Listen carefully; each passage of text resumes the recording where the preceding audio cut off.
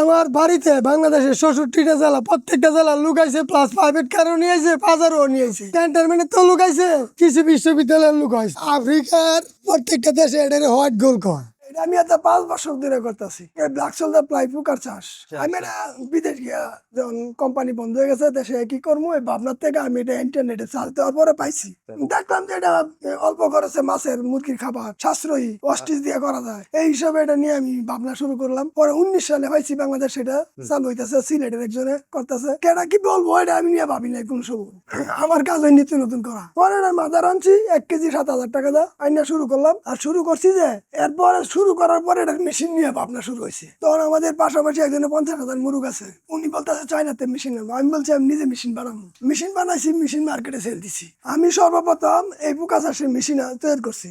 মাছির 1 লক্ষের উপরে প্রজাতি আছে, এর মধ্যে 2-4টা প্রজাতি আছে আপনার উপকারী। আর এটা পরীক্ষিত সারা বিশ্বে, ওয়ার্ল্ডের ইকোনমির সাথে এটা জড়িত আছে। ইন্দোনেশিয়া প্রতি বছরে 2-5 বিলিয়ন টাকার এই বাণিজ্য এই পোকা।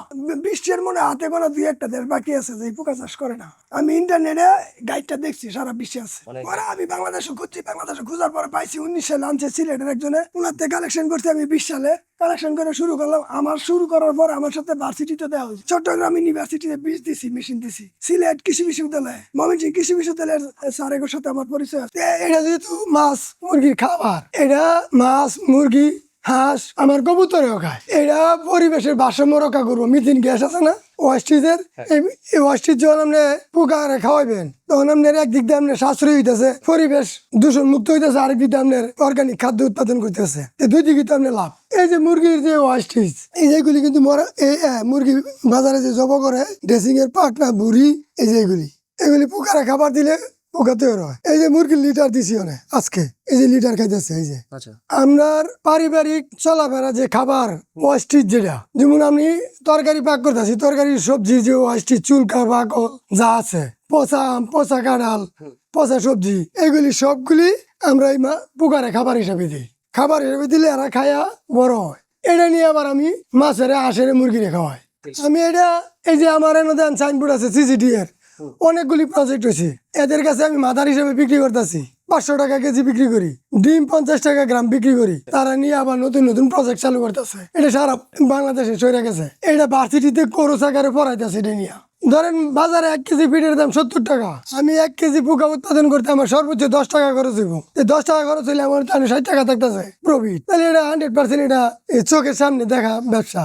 গন্ধ এটা যদি আপনি পচে তাহলে গন্ধ হইব। আমি তো ডেলির খাবার ডেলি প্রসেসিং করে পোকারে খাওয়াই লাগতেছি। এই যে কালকে রাত্রে আমি খাবার আনতে পারছি না, আজকে আমার হাউসে কোনো খাবার আছে নাই, ডেলিটা ডেলি খাইলাম। প্রথমে এটা মাছি হইব, মাছের ডিম হইব, ডিমের থেকে হাউস আইব, হাউসের থেকে এটার পরে আবার মাদারের জন্য প্রয়োজন কিছু রাখবো, আর বাকিটা আমি খাদ্য হিসাবে ব্যবহার করবো, এবং এর মধ্যে থেকে কিছু আমি সেল করবো মাদার হিসাবে। এই যে আসে মাছে মুরগি 1 কেজি খাবার তুই এটা খাই যদি মাছ হয় 1 কেজি, অন্য খাবারে 1.5 কেজি খাওয়া লাগবো। এটার লোকে এটা গুণগত মান এত বেশি। প্রথম যখন মানুষ সমাজে এটা কেউ না জানে তখন সবাই কিনা করছে। আর যখন এটা নিয়ে দেখা গেছে যে ভার্সিটির লুকায়ে, শিল্পপতি গার্মেন্টস মালিকে, ক্যান্টনমেন্টের লুকায়ে এটার লাগি, তখন তো সবাই অবাক হয়ে গেছে। এরপরে বিদেশি সংস্থাতে লুকাইছে, ডেনমার্কের লুকাইছে, এনে ফরেনার আইছে। এটা নিয়ে দেখা গেছে সারা বাংলাদেশের উপরের লেভেলের লোকেরা যখন গবেষণা শুরু করছে তখন মানুষের চোখ খুলছে যে না এটা সঠিক জিনিস। এই পোকার মধ্যে ভাইরাস জীবাণু কিছু নাই। এরা খাওয়ার পরে ধান যেভাবে লইবেন বাড়িতে এটা ভাবে লইতে পারবেন। শুধু সমস্যা খাবার কালেকশন করে না, ওয়াস্টিজ কালেকশন করে আনাটাও এটার মধ্যে সবচেয়ে সমস্যা। আর যখন পোকা খাইয়ে লাগবো তখন এটার মধ্যে কোনো জীবাণু থাকতো না।